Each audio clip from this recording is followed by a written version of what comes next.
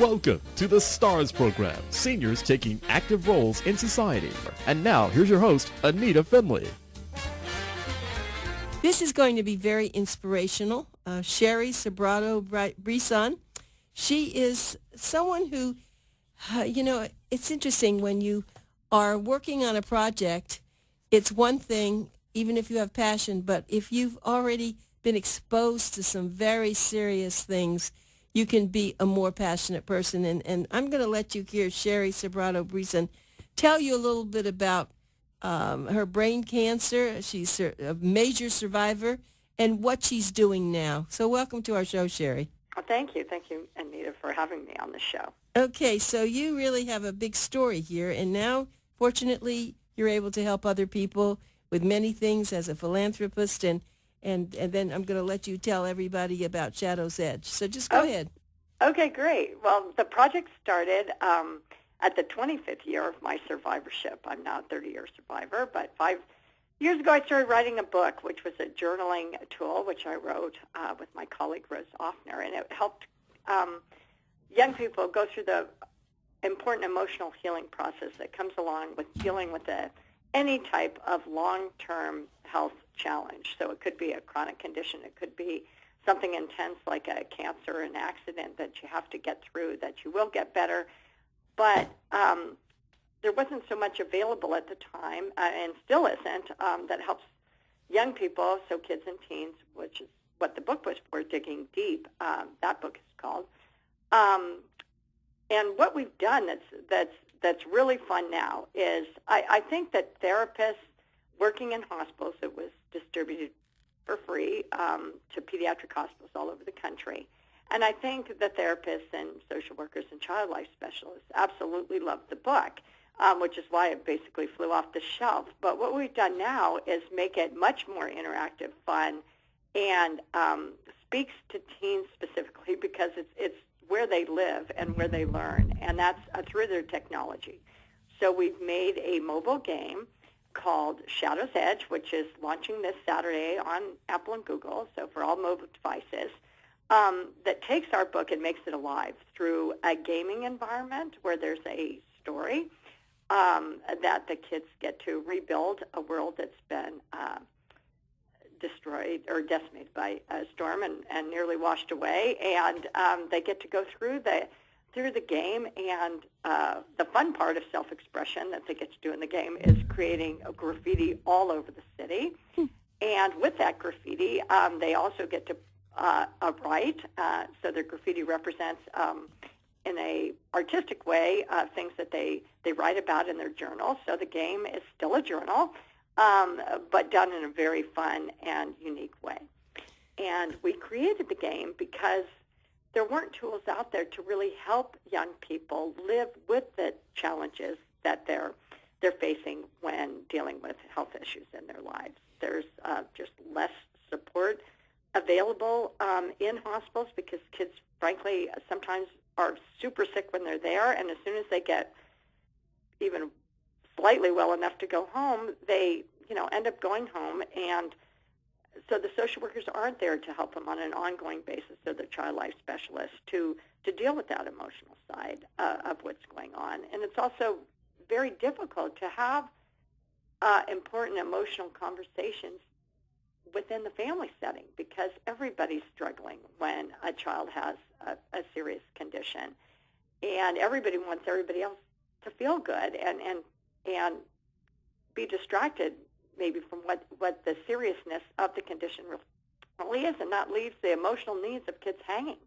So this was our solution, to come up with something fun in the space that kids are in the digital space, that could help them have a safe place to express those complicated feelings that might come along with dealing with this.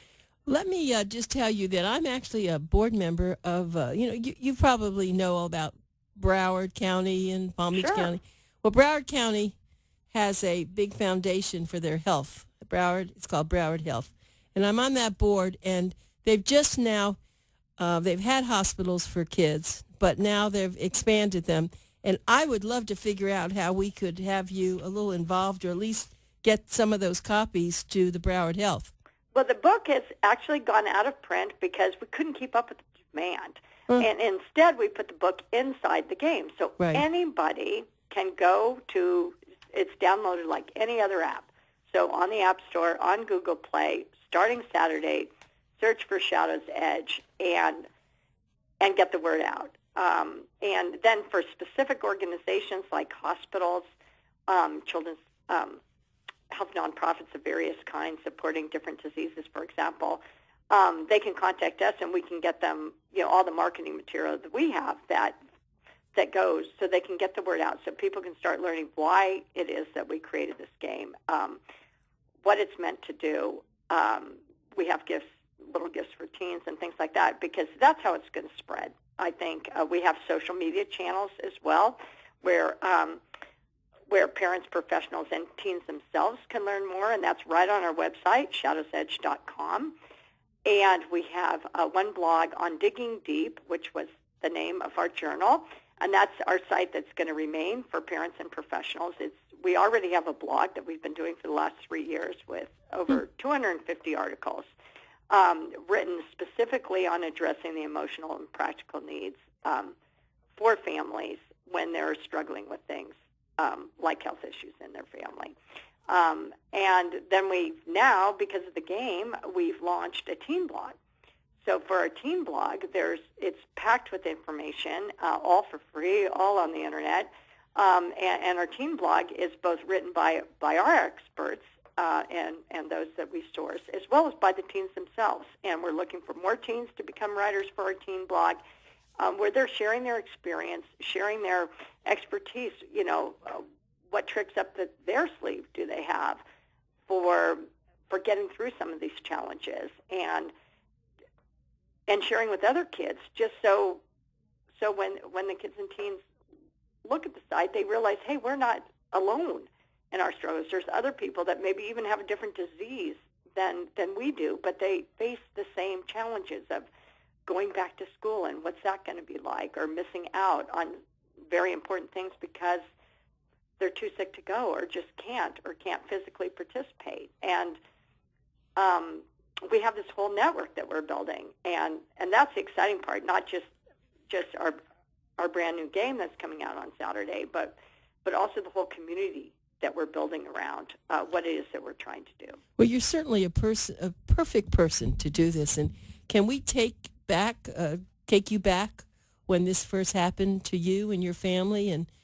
And are you now incorporating all the feelings that you had, your family had? Is that how this is? Yeah, exactly. So I didn't want this to be just about my experience. So, of course, we've developed both products, the journal and the game, by talking to young people themselves and having them come up with the questions and helping us design, for example, the game, what's cool for kids, because, I'm not one anymore, and I wanted to make sure that it was something that the young people could relate to. But in terms of the personal experience, the process, let's say, of how one emotionally heals. I mean, I'm a very long-term survivor now, 30 years and running. And I've related to the fact of having gone through brain cancer at a very young age, at 24, so I was not a teen myself, but I was just at that part where I was becoming my own independent adult, had a career going. I was, at first I had worked on Wall Street, and then I was working first employee for a startup company that became a large company, and it was devastating to me to have to, be thrust back into my parents' home. Not that it wasn't a loving place to be, but I was independent. I had my life going. I was, in love. I was hoping to have kids, and then suddenly I was back in my parents' home having to deal with things that nobody else my age was really dealing with. My prognosis... And not knowing you were even going to live. Exactly. My prognosis was 6 months, and that was 30 years ago. Is that right? But I didn't know I was going to live these extra 30 years and hopefully, 50 or 60 more years. Not more years, but, 60 years in total from when I was diagnosed. I mean, they had never treated my type of brain tumor successfully long term before. So not only did I have excellent medical care, which certainly was the first step, I did absolutely everything, whether it was all the, complementary medicine things that I did, but also the whole mind, body, spirit I embraced. And 30 years ago, there weren't a lot of options at all for patients who wanted to take a proactive role in dealing with their illness. And I definitely was one of those doer type of people and still am. And I really wanted to embrace whatever I could. So actually what I started doing was reading a ton of self-help books. And I highlighted everything, and then I made bullet points in my journal and wrote about ways I could incorporate what I was learning from self-help books or from the support groups that I went to, and embracing those things, which really are showing up now as wisdoms in the game. So not only do you journal and you create graffiti, you also are given inspiring wisdoms throughout the gameplay. And a lot of that came directly from looking back in my old journals and things that I had learned and embraced. And the whole idea of the project came about because, my family was really no different than any other family that's out there. We had trouble in our family talking about important issues. Just like I heard the kids tell me in support groups, we don't want to talk to our parents because we don't want to make them cry. Or I can't. And the parents would say, hey, my kid seems to be doing okay. So, hey, I'm not going to be the one to shake things up. I'm not going to be the one to bring up, a difficult conversation. And so there was just a lot of not talking going around, not just in my family, but I think after leading support groups for 15 years with families, there was just a lot of not talking going on. And even kids sometimes couldn't feel like they had the words. They didn't even know how they felt, let alone being able to communicate that to someone where it's just tough to have this kind of conversation. So these tools are designed so that kids could discover themselves what their story is, what it is that they want to communicate, what those feelings are, because so often they're never asked. So that's the first stage, is to help them find the words. And then when they find the words, to gently encourage them that they can be authentic and real with people, and that they can sort of put it out there, what's going on for them, because there's all this support around them, all these people that want to help, but they don't know what to do. And it's really the responsibility of the patient, and this is what I learned through my own survivorship process. It's the responsibility of the patient to put themselves out there. But that's something that needs to be learned. And my tools help young people learn how to do that. You are such a pioneer. I'm just listening to this, and I'm a gerontologist, but I'm not.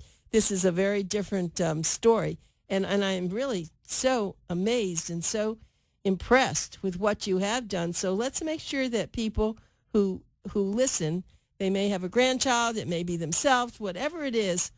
Let's talk about Shadow's Edge, and so they'll be able to get that starting Saturday, right? And they can go to this mobile app, download it, and it's free.